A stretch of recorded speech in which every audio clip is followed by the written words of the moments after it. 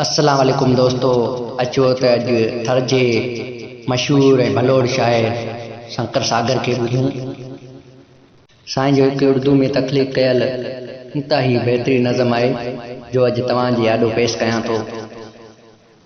सुनो एक ख्वाब देखा है तुमने घर पे बुलाया है। सुनो एक ख्वाब देखा है तुमने घर पे बुलाया है। मदहोश हो गया मैं तुमने हाथों से पिलाया है।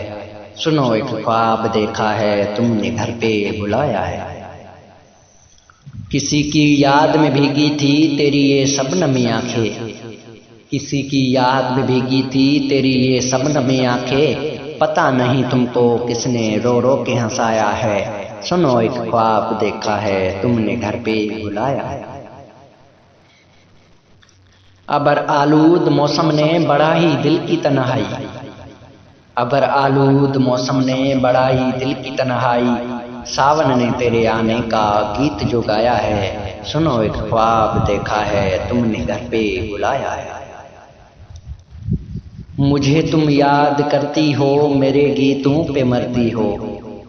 मुझे तुम याद करती हो मेरे गीतों पे मरती हो। नाम मेरा तुमने अपनी सांसों में समाया है। सुनो एक ख्वाब देखा है तुमने घर पे बुलाया है। पिया अब लौट के आ जाना जरा सा घर को समझाना। पिया अब लौट के आ जाना जरा सा घर को समझाना।